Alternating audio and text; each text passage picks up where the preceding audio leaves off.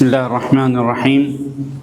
الحمد لله رب العالمين والصلاة والسلام على أشرف الأنبياء والمرسلين وعلى آله وأصحابه أجمعين ومن تبعهم بإحسان إلى يوم الدين أما بعد۔ محترم بزرگوں، بھائیوں اور دوستوں اور معززات ماؤں، بہنوں، بیٹیوں اور خواتین اسلام، آج کے حدیث کے سبق میں آپ سب کو خوش آمدید کہتا ہوں۔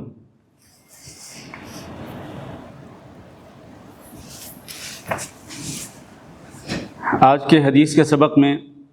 آپ سب کو خوش آمدید کہتا ہوں، اور سب سے پہلے اللہ رب العزت سے یہ دعا ہے کہ اللہ رب العزت ہمیں اپنے فضل و کرم سے دین کا علم نصیب فرمائے، اور اللہ رب العزت ہمیں قرآن اور حدیث کو سیکھنے اور اس کو سمجھنے اور اس پر عمل کرنے کی توفیق دے۔ اور اسی طرح ہم اپنے بیماروں کے لیے دعا کرتے ہیں کہ اللہ رب العزت ہمارے تمام مریضوں کو شفائے کاملہ نصیب فرمائے، اللہ تعالی ہمیں صحت و عافیت سے نوازے،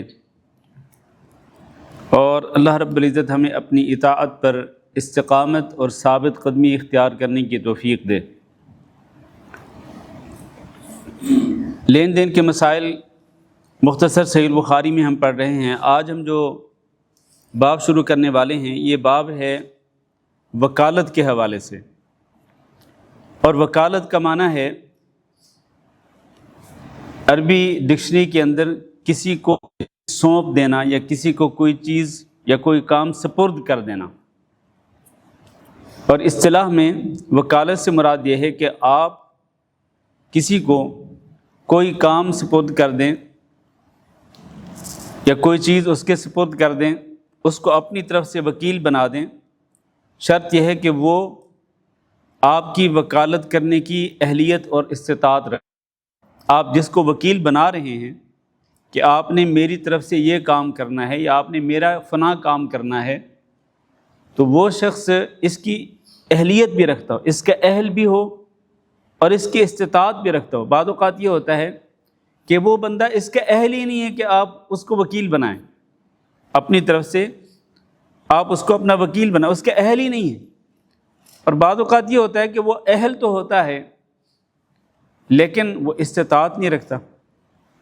وہ آپ کا کام کرنے کی طاقت ہی نہیں رکھتا ہے۔ تو وکالت اس چیز کو کہتے ہیں کہ آپ اس بندے کو اپنا کوئی کام سونپ دیں جو اس کا اہل بھی ہو اور اس کی استطاعت بھی رکھتا ہو۔ اور شریعت میں یہ وکالت جائز ہے۔ اس کی وجہ کیا ہے؟ وجہ یہ ہے کہ فرض کریں آپ ایک کام کرنا چاہتے ہیں لیکن آپ خود اس کام کے اہل نہیں ہیں، آپ وہ کام نہیں کر سکتے ہیں۔ آپ اس بندے کو کہتے ہیں جو اس کام کرنے کا اہل ہے اور وہ اس کی استطاعت بھی رکھتا ہے۔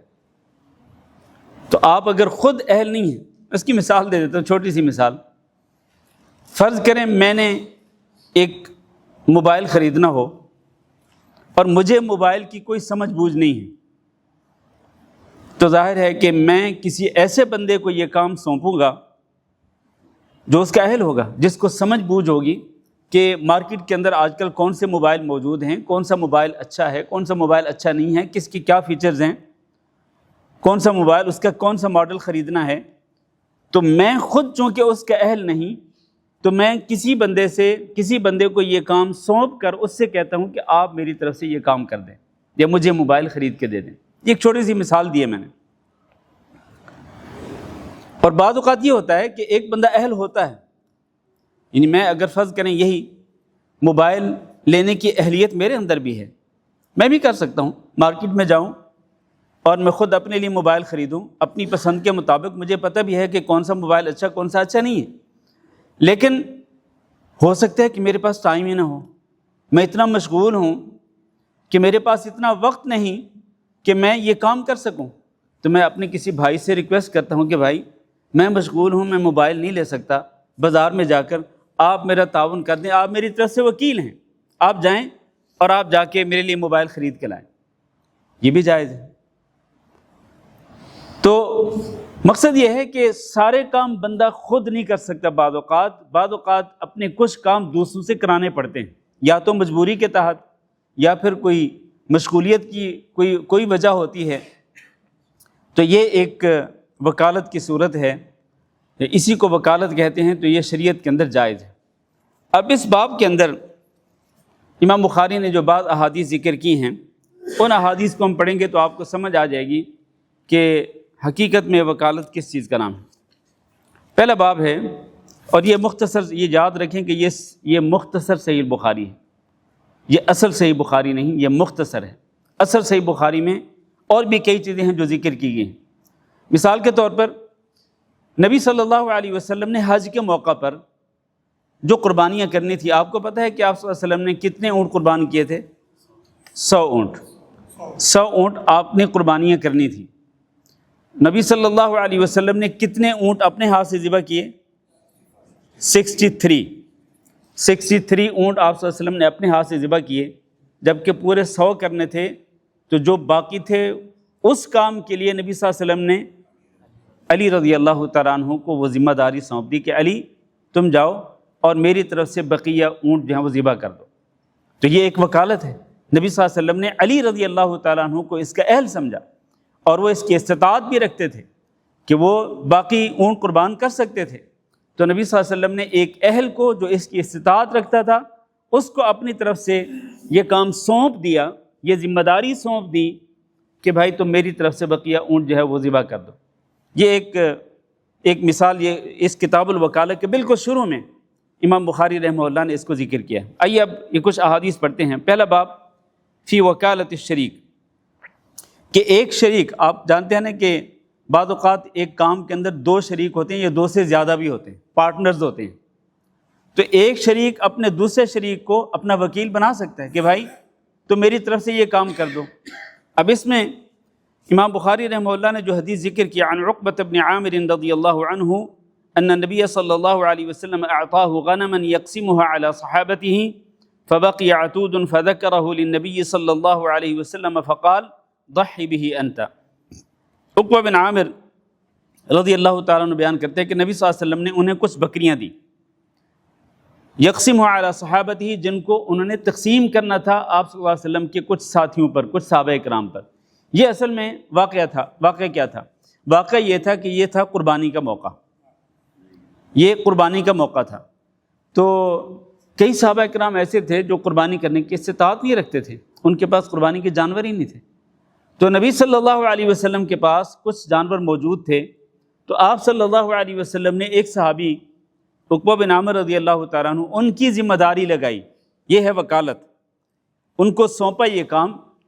کہ آپ کیا کریں کہ یہ جو قربانی کے جانور ہیں نا، یہ آپ ان لوگوں میں جا کے تقسیم کر دیں جو اس قربانی کرنے کی استطاعت نہیں رکھتے، تو وہ ان جانوروں کے ساتھ قربانی کر لیں۔ اچھا، انہی صحابہ کرام میں سے جو قربانی کے جانور لینے کے مستحق تھے، ان میں سے ایک یہ خود یہ صحابی بھی تھے، کون؟ عقبہ بن عامر رضی اللہ تعالیٰ عنہ۔ گویا کہ عقبہ بن عامر رضی اللہ تعالیٰ عنہ دیگر صحابہ کرام کے ساتھ شریک تھے۔ کس چیز میں شریک تھے؟ کس چیز میں شریک تھے؟ وہ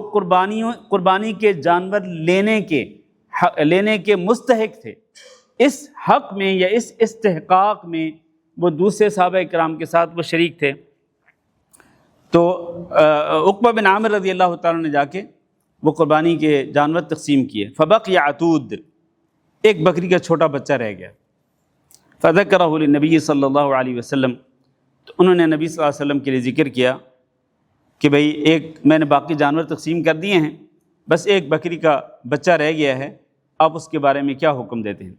فقال، تو نبی صلی اللہ علیہ وسلم نے فرمایا ضحی به انت، اس کی تم قربانی کر لو، اس کی تم قربانی کر لو۔ اب یہ ایک الگ مسئلہ ہے کہ بکری کا بچہ جو ہے اس کی قربانی ہوتی کہ نہیں ہوتی، یہ ایک الگ مسئلہ ہے، وہ تو ہم قربانی کے مسائل میں پڑھ چکے ہیں، اور قربانی کے موقع پہ ہم بیان بھی کرتے ہیں کہ قربانی اس جانور کی ہوتی ہے جس کی عمر جو ہے، یا عمر نہیں شرط بلکہ اس کی بنیادی شرط یہ ہے کہ وہ 2 دانتہ ہو چکا ہو، وہ 2 دانتہ ہو چکا ہو تو اس کی قربانی ہوتی ہے۔ تو یہاں اصل میں مقصد کیا تھا؟ مسئلہ یہ تھا کہ یہ وہ لوگ تھے جو قربانی کرنے کی اصل میں استطاعت ہی نہیں رکھتے تھے، تو نبی صلی اللہ علیہ وسلم نے آپ کے پاس جو جانور موجود تھے آپ صلی اللہ علیہ وسلم نے ان کی حاجت کو دیکھتے ہوئے، ان کی مجبوری کو دیکھتے ہوئے، ان کی ضرورت کو دیکھتے ہوئے آپ نے فرمایا کہ جاؤ یہ جانور ان میں تقسیم کر دو۔ تو یہ جو چھوٹا سا بچہ رہ گیا تھا بکری کا، تو عقبہ بن عامر رضی اللہ تعالیٰ عنہ خود بھی چونکہ مستحق تھے اور وہ غریب مسکین صحابی تھے، تو آپ صلی اللہ علیہ وسلم نے فرمایا کہ چلو تمہیں کچھ اور نہیں ملتا نا، تو بس تم یہی کر لو، پھر تمہیں اسی سے قربانی کا ثواب مل جائے گا۔ ورنہ حقیقت یہی ہے کہ قربانی تبھی ہوتی ہے کہ جب اس کی شرطیں پوری ہوں، اور ان شرطوں میں سے ایک شرط یہ ہے کہ قربانی کا جانور کم از کم 2 دانتہ ہو چکا ہو تو اس کی قربانی ہوتی ہے۔ لیکن یہاں مجبوری کا عالم تھا، یہاں فقر تھا، یہاں غربت تھی، تو اس وجہ سے یہاں نبی صلی اللہ علیہ وسلم نے اجازت دے دی۔ تو اس حدیث سے امام بخاری رحمہ اللہ نے جو مسئلہ ثابت کیا ہے وہ یہ ہے کہ ایک پارٹنر دوسرے پارٹنر کو اپنے کسی کام کے لیے اب جو ہے وہ وکیل بنا سکتا ہے اور اس کو ایک کام سونپ سکتا ہے کہ تم یہ کام میری طرف سے کر دو، تو وہ اپنے شریک کی طرف سے اس کام کو کر سکتا ہے۔ اگلا باب، اذا ابصر الراعی او الوکیل شاة تموت او شیئا یفسد ذبح او اصلح ما یخاف علیہ الفساد، کہ اگر ایک چرواہا، بکریوں کا چرواہا یا جانوروں کا چرواہا جو ہے وہ اگر دیکھے کہ ایک بکری جو ہے وہ مر رہی ہے، یعنی مالک نے اس کو بکریوں کا ریوڑ دیا یا بکریوں کے جانور دیے کہ جاؤ بھئی جا کے چراؤ ان بکریوں کو، اب وہ دیکھتا ہے کہ ریوڑ میں سے ایک بکری اچانک بیمار پڑ جاتی ہے یا اچانک اس پر کوئی جانور حملہ کر دیتا ہے، اٹیک کر دیتا ہے، کوئی بھیڑیا اٹیک کر دیتا ہے، اب یہ جانور جو ہے وہ زخمی ہو جاتا ہے یا وہ جو بیمار جانور ہے وہ مرنے کے قریب ہے۔ اب کیا یہ جو چرواہا ہے، کیا یہ اپنے مالک کو پہلے اپنے مالک سے رابطہ کر کے اس سے پوچھے گا کہ ہاں وہ جی فلاں بکری بیمار ہے تو میں اس کو ذبح کر دوں، مر رہی ہے وہ، اس کو ذبح کر دوں؟ یا یہ ہے کہ اگر وہ کسی جانور نے اس کو زخمی کیا ہے اور وہ مرنے کے قریب ہو تو کیا وہ اپنے مالک سے اجازت لے گا؟ جبکہ آپ کو پتہ ہے کہ اس دور کے اندر اجازت لینے کے یہ وسائل نہیں تھے، ٹھیک ہے؟ تو اگر اس دور کو دیکھیں تو کوئی چرواہا اگر اپنے مالک کے پاس اجازت لینے جائے گا اور جب تک واپس لوٹے گا تب تک وہ جانور مر چکا ہوگا، تو کیا فائدہ؟ تو اس لیے اس میں اجازت ہے، وکیل کو اجازت ہے، کیونکہ وکیل کو قیاس کیا گیا ہے چرواہے کے اوپر کہ چرواہا جو ہے اگر وہ مالک کی اجازت کے بغیر اس جانور کو ذبح کر سکتا ہے جو مرنے کے قریب ہو، تاکہ وہ مردار نہ جائے، وہ حرام نہ ہو جائے اور وہ کم از کم کھانے کے قابل ہو، تو اگر وہ اس کو ذبح کر سکتا ہے تو اسی طرح سے ایک وکیل جو ہے وہ بھی اپنی طرف سے کوئی ایسا تصرف کر سکتا ہے اس چیز کے اندر، اس کام کے اندر جو کام اس کو اس کے کسی بھی بھائی نے اس کو سونپا ہے۔ اسی طرح ایک بندہ جو ہے اگر دیکھے کہ کوئی چیز خراب ہو رہی ہے، کوئی چیز خراب ہو رہی ہے، مثال کے طور پر کھیتی ہے کوئی یا کوئی باغ ہے کوئی، اگر باغ جو ہے وہ باغ کا کوئی ایک درخت جو ہے وہ فرض کریں وہ سوکھ رہا ہے اور اس کو پتہ ہے کہ جب تک کہ فوری طور پر اگر اس درخت کو پانی نہیں دیا گیا تو یہ سوکھ جائے گا اور یہ اس پر پھل بھی نہیں لگیں گے، تو کیا وہ اپنے مالک سے یعنی اس باغ کے مالک سے پہلے رابطہ کرے، اس سے جا کے اجازت طلب کر کے آئے؟ جب تک وہ اجازت طلب کر کے آئے گا تب تک وہ درخت مردہ ہو چکا ہوگا۔ ایک میں آپ کو مثال دے رہا ہوں۔ تو المہم یہ ہے کہ ایک وکیل جو ہے نا، جس کو آپ نے وکیل بنایا ہے، اگر کوئی ایسی چیز دیکھتا ہے کہ فوراً اس کو کوئی قدم اٹھانا ہے،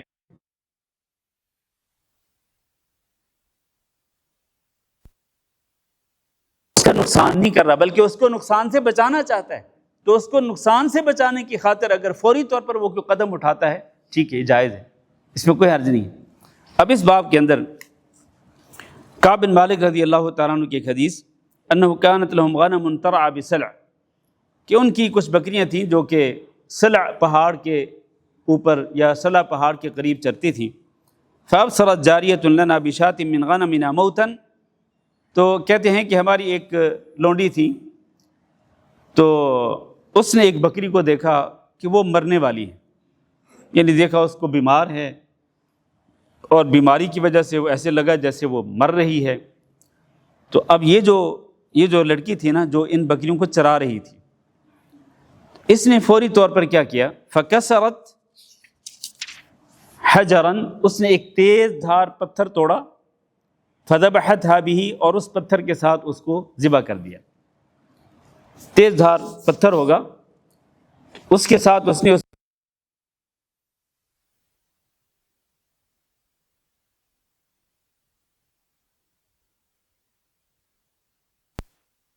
کعب بن مالک رضی اللہ تعالیٰ عنہ ان سے اجازت نہیں مانگی کہ آپ اگر اجازت دیں تو میں اس کو ذبح کر دوں۔ جب تک کوئی اجازت لینے جاتی ہے، جب تک واپس لوٹتی، تب تک وہ بکری مر چکی ہوتی۔ تو اس نے فوری طور پر اس نے اپنے مالک کا فائدہ سامنے رکھتے ہوئے، مالک کو نقصان نہیں پہنچا رہی، ورنہ اگر یہ بکری مر جاتی تو اس لڑکی کو کیا نقصان ہوتا؟ نقصان تو اس مالک کا ہونا تھا نا، کہ بکری وہ ایسے ہی مر گئی، اس کو کم از کم ذبح کر کے اس کو گوشت جو ہے وہ کھا لیتے۔ تو اس نے اپنے مالک کا فائدہ دیکھ کر کے اس بکری کو ذبح کر دیا۔ اب اس کے بعد فقال لهم، تو کعب بن مالک رضی اللہ تعالیٰ نے اپنے گھر والوں سے کہا، جب اس بکری کو ذبح شدہ بکری کو لایا گیا تو انہوں نے اپنے گھر والوں سے کہا کہ لا تأکلوا، اس بکری کا گوشت نہیں کھانا، حتی اسأل النبی صلی اللہ علیہ وسلم عن ذلک، یہاں تک کہ میں نبی صلی اللہ علیہ وسلم سے اس بارے میں پوچھ لوں کہ اس طرح اس بکری کو ذبح کیا گیا ہے۔ اور جو چرانے والی جو لڑکی تھی اس نے بغیر اجازت کے ہی اس بکری کو ذبح کیا ہے اور پتھر کے ساتھ ذبح کیا ہے، تو کیا اس کا گوشت کھایا جا سکتا ہے کہ نہیں کھایا جا سکتا؟ اور اس سے یہ بھی ثابت ہوتا ہے کہ صحابہ کرام کتنی اس کو کیا کہنا چاہیے، ان کے اندر کتنا خوف تھا اللہ رب العزت کا، کہ کہیں ایسا نہ ہو کہ کہیں وہ حرام جانور کا گوشت نہ کھا لیں، کہیں وہ غلط کام نہ کر بیٹھیں۔ کتنی احتیاط تھی ان کے اندر، تو انہوں نے احتیاطاً یہ مناسب سمجھا کہ نبی صلی اللہ علیہ وسلم سے پہلے پوچھ لیا جائے، اگر آپ یہ فتویٰ دیں، اگر آپ یہ جواب دیں کہ ہاں اس بکری کا گوشت کھایا جا سکتا ہے تو پھر کھا لیا جائے گا، اور اگر آپ صلی اللہ علیہ وسلم نے اجازت نہ دی تو پھر اس کو چھوڑ دیا جائے گا، اس کو پھینک دیا جائے گا۔ تو کہتے ہیں کہ نبی صلی اللہ علیہ وسلم کے پاس کسی کو بھیجا گیا سوال کرنے کے لیے، یا وہ خود نبی صلی اللہ علیہ وسلم کے پاس گئے اور انہوں نے آپ صلی اللہ علیہ وسلم سے پوچھا، فَأَمَرَهُ بِأَكْلِهَا، تو نبی صلی اللہ علیہ وسلم نے اس کو کھانے کی اجازت دے دی۔ اب یہ جو حدیث ہے یہ اس بات کی دلیل ہے کہ اگر چرواہا جو ہے، چاہے وہ مرد ہو چاہے عورت ہو، بکریوں کا چرانے والا مرد یا بکریوں کو چرانے والی عورت، اگر اپنے مالک کی اجازت کے بغیر، اگر وہ مالک کا فائدہ سامنے رکھتے ہوئے، اگر وہ ایک جانور کو جو کہ موت کے قریب ہو اس کو ذبح کر دیتا ہے، یا وہ عورت ذبح کر دیتی ہے، تو وہ حلال ہے اور اس کا یہ عمل جائز ہے۔ تو اسی طرح سے ایک وکیل ہے، اسی پر وکیل کو قیاس کیا جا رہا ہے۔ اسی طرح ایک وکیل ہے کہ آپ نے جس کو کوئی کام سونپا ہے، وہ اگر آپ ہی کا فائدہ سامنے رکھتے ہوئے آپ کی مصلحت کے لیے کوئی ایسا قدم اٹھاتا ہے تو جائز ہے، کوئی حرج نہیں ہے۔ آپ کیونکہ اس کا مقصد آپ کو نقصان سے بچانا ہے، نہ کہ آپ کو نقصان پہنچانا ہے۔ اگلا باب الوکالۃ فی قضاء الدیون، قرضوں کی ادائیگی میں وکیل بنانا۔ قرضوں کی ادائیگی میں مثلا آپ نے کسی کو قرضہ دینا ہے تو آپ کسی کو وکیل بناتے ہیں کہ بھائی میری طرف سے اس کو قرضہ ادا کر دو، یہ جائز ہے، کوئی حرج نہیں، میری طرف سے فلاں کو میرا قرضہ ادا کر دو۔ اس میں جو حدیث ذکر کی گئی ہے وہ کیا ہے؟ عن ابی ہریرہ رضی اللہ عنہ ان رجلا اتى النبی صلی اللہ علیہ وسلم یتقاضاہ فاغلظ، ابو ہریرہ رضی اللہ تعالیٰ عنہ بیان کرتے ہیں کہ ایک شخص نبی صلی اللہ علیہ وسلم کے پاس آیا جو کہ تقاضا کر رہا تھا، یعنی قرض کی واپسی کا مطالبہ کر رہا تھا۔ تقاضا کرنے کا مطلب کیا ہے کہ قرض کی واپسی کا مطالبہ کر رہا تھا۔ فاغلظ، تو اس نے جب قرض کی واپسی کا مطالبہ کیا تو اس نے بڑا ہی سخت انداز اختیار کیا۔ قرض کی واپسی کا جو مطالبہ تھا اس مطالبے کے اندر سختی تھی، اور عموماً یہ ہوتا ہے کہ جو بندہ کسی کو قرض دیتا ہے، خصوصاً اگر وہ بندہ ٹائم پر قرض واپس نہیں کرتا، اور یہ جس نے قرض دیا یہ بار بار اس سے مطالبہ کرتا ہے کہ بھائی میرا قرضہ واپس کر دو، تو یہ کب تک صبر کرے گا؟ آخر کار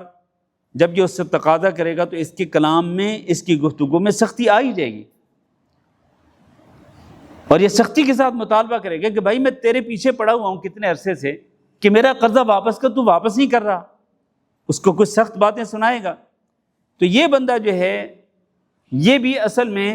نبی صلی اللہ علیہ وسلم کے پاس قرضے کی واپسی کا مطالبہ کرنے آیا۔ نبی صلی اللہ علیہ وسلم گویا کہ مقروض تھے اس بندے کے، آپ نے قرضہ واپس کرنا تھا اس بندے کا، تو اس نے تھوڑی سختی کی اپنی گفتگو کے اندر۔ تو یہ جو سختی تھی نا،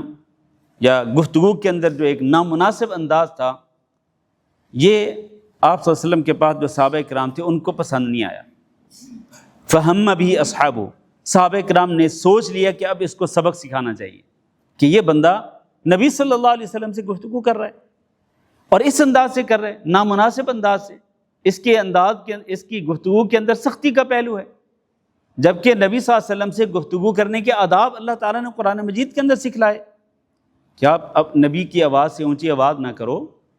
اور بڑے مؤدب ہو کر باادب طریقے سے، باوقار طریقے سے نبی کے سامنے گفتگو کرو، آہستہ آواز میں باادب ہو کر گفتگو کرو۔ تو یہ آداب اللہ تعالیٰ نے سکھلائے ہیں۔ تو یہ بندہ ان آداب کی خلاف ورزی کر رہا تھا، تو صحابہ کرام نے سوچا کہ اس بندے کو نا کوئی سبق سکھلانا چاہیے، لیکن نبی صلی اللہ علیہ وسلم نے دعوہ، اس کو چھوڑ دو اس کو، یہ جیسے گفتگو کر رہے کرنے دو۔ کیوں؟ فإن لصاحب الحق مقالا، کیونکہ جس کا حق ہوتا ہے نا وہ اس طرح کی گفتگو کر سکتا ہے، جس کا حق ہوتا ہے وہ اس قسم کی گفتگو کر سکتا ہے۔ اب اس کا مطلب یہ نہیں ہے کہ جس نے کسی سے قرض کی واپسی کا مطالبہ کرنا ہو تو وہ جا کے ڈنڈا اٹھا لے اور وہ اس کے ساتھ سخت کلامی شروع کر دے اور اس کے ساتھ بدتمیزی اور بد اخلاقی کا مظاہرہ کرے۔ نہیں، اس کا مطلب یہ بھی نہیں ہے۔ مطلب یہ ہے کہ جس بندے نے کسی سے حق لینا ہوتا ہے نا، تو اس کے انداز میں کچھ نہ کچھ سختی آ ہی جاتی ہے، خصوصاً جب وہ بندہ بار بار اس کے پیچھے لگا ہو اور اس سے مطالبہ کر چکا اور وہ واپس نہ کر رہا ہو، تو اس کے اندر یہ کہ طبعی بات ہے، فطری بات ہے کہ اس کے اندر سختی آ ہی جاتی ہے جب وہ اپنے حق کا مطالبہ کرتا ہے۔ تو آپ نے اس کو اور یہ نبی صلی اللہ علیہ وسلم کے اعلیٰ اخلاق کی دلیل ہے کہ وہ بندہ سختی کے ساتھ گفتگو کر رہا ہے، اور آپ صلی اللہ علیہ وسلم اگر چاہتے تو آپ اپنے صحابہ کرام کو کہہ سکتے تھے کہ ذرا اس کو سبق سکھلاؤ، ذرا کہ میرے ساتھ گفتگو کس طرح کرنی ہے، لیکن نبی صلی اللہ علیہ وسلم کہ چھوڑ دو اس کو گفتگو کرنے دو جیسے بھی کر رہا ہے۔ بالکل ایسے جیسا کہ وہ ایک دفعہ ایک شخص آیا نا پیچھے سے، اور اس نے آ کے نبی صلی اللہ علیہ وسلم کی وہ گردن میں ایک کپڑا ڈال کے اس کو بل دینا شروع کر دیے، اتنے بل دیے کہ نبی صلی اللہ علیہ وسلم کا گلا گھٹنے لگا اور آپ کی گردن پہ نشان پڑ گئے، اور وہ پیچھے سے آیا تھا اور اس نے کہا تھا کہ اعطنی ما اعطاک اللہ، اعطنی مما اعطاک اللہ، کہ مجھے وہ مال دو جو مال آپ کو اللہ تعالیٰ نے دیا ہے۔ یعنی مانگنے کا انداز بھی کیسا ہے، جیسے کہ آج کل ہوتا ہے نا، کئی مانگنے والے ایسے ہوتے ہیں کہ وہ جناب یعنی آپ سے زبردستی پیسے مانگتے ہیں کہ دیں، مجھے اتنے دیں۔ اگر آپ اس کو 10 روپے دیتے ہیں وہ کہتے ہیں نہیں 50 روپے دیں، آپ 50 دیں گے تو کہہ کہ 100 روپیہ دو مجھے، سختی کے ساتھ۔ تو اس بندے نے کہا کہ مجھے وہ مال دو جو مال اللہ نے آپ کو دیا ہے۔ تو نبی صلی اللہ علیہ وسلم نے پیچھے التفات فرمایا، اور آپ صلی اللہ علیہ وسلم کے چہرے پہ کیا تھا؟ مسکراہٹ تھی۔ نبی صلی اللہ علیہ وسلم کے چہرہ انور پہ کوئی ناراضگی کے اثرات نہیں نمایاں ہوئے، آپ ناراض نہیں ہوئے، بلکہ آپ نے پیچھے مڑ کے دیکھا تو آپ کے چہرے پہ مسکراہٹ تھی، تبسم تھا۔ اللہ اکبر، کتنا اعلیٰ اخلاق تھا نبی صلی اللہ علیہ وسلم کا۔ تو اس بندے کو بھی نبی صلی اللہ علیہ وسلم نے جب اس نے گفتگو اس انداز سے کی اپنے حق کا مطالبہ کرتے ہوئے، اور صحابہ کرام نے اس کو تھوڑی سزا دینا چاہی، تو آپ فرمایا کہ نہیں، چھوڑ دو اس کو، چھوڑ دو اس کو، یہ بات کر سکتا ہے جیسے کر رہا ہے۔ ثم قال، پھر آپ نے فرمایا، اب دیکھیں حالانکہ اس نے کچھ بے ادبی کی تھی، اپنی گفتگو کے اندر سخت انداز اختیار کیا تھا، لیکن آپ اس پر احسان کر رہے ہیں۔ آپ کیا فرما رہے ہیں؟ فرما رہے ہیں اعطوہ سنا مثل سنہ، جیسا اونٹ اس نے مجھے دیا تھا ویسا ہی اونٹ اس کو دے دو۔ یعنی جاؤ، یہ جو اونٹ موجود ہیں ہمارے بیت المال کے اندر ان میں سے ایک اونٹ اس کو دے دو ویسا جیسا اس نے مجھے دیا تھا۔ قالوا یا رسول اللہ، تو رسول اللہ، تو وہ صحابہ کرام گئے، واپس آئے، کہنے لگے اللہ کے رسول لا نجد الا امثل من سنہ، یہ جو اونٹوں کا جو ہے نا ریوڑ، اس کے اندر ہم کوئی اونٹ ایسا نہیں پاتے جو جیسا اونٹ جو ہے وہ اس کے اونٹ جیسا ہوتا، وہ اونٹ جو کہ اس کے اونٹ جیسا ہو ہم کو ایسا نہیں پاتے، بلکہ ہم اس سے بہتر اونٹ پاتے ہیں، یعنی جتنے اونٹ موجود ہیں وہ سارے کے سارے اس کے اونٹ سے بہتر ہیں۔ تو آپ نے کیا فرمایا؟ فرمایا اعطو، دے دو، یہ ہے احسان۔ میں کہ نہیں بھئی جیسا اونٹ نہیں ہے، اونٹ جیسا اونٹ نہیں ہے، تو جاؤ انتظار کرو میرے پاس، جب تمہارے اونٹ جیسا اونٹ آئے گا تو میں تمہیں دے دوں گا۔ اب فرمایا کہ نہیں، اس سے بہتر اونٹ موجود ہے نا، دے دو اس کو۔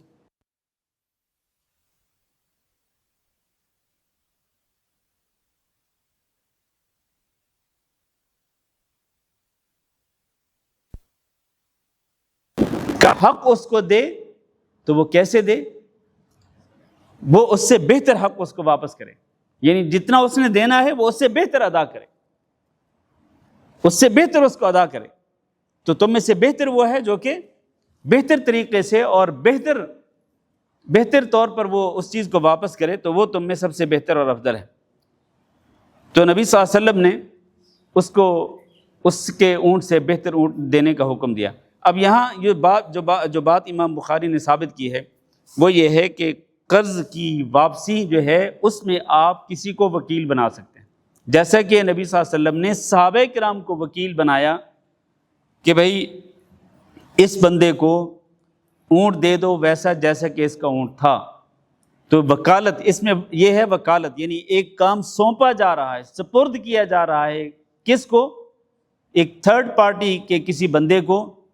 ایک کام سونپا جا رہا ہے کہ بھئی تم میری طرف سے یہ کام کر دو، تو یہ ہے وکالت۔ تو جو بندہ کسی کو وکیل بناتا ہے نا اس کو موکل کہتے ہیں، موکل، اور جس کو وہ کام سونپا جاتا ہے اس کو وکیل کہا جاتا ہے۔ اچھا، اس کی ایک مثال آپ یوں بھی لے سکتے ہیں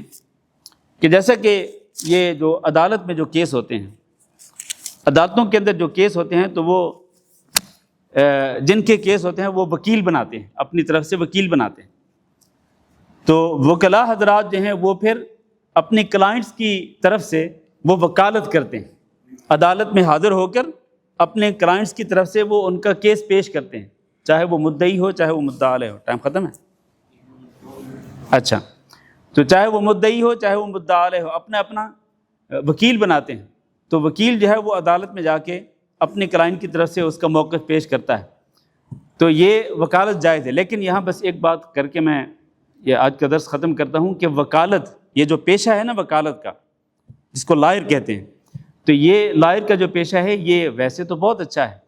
لیکن اس کی شرط کیا ہے کہ حق کو حق ثابت کیا جائے اور جھوٹ کو جھوٹ ثابت کیا جائے، تو پھر یہ بہت اچھا ہے۔ لیکن اگر حق کو باطل ثابت کیا جائے اور باطل کو حق بنا دیا جائے، سچ کو جھوٹ اور جھوٹ کو سچ بنا دیا جائے، لائر اگر یہ کام کرتا ہے عدالت کے اندر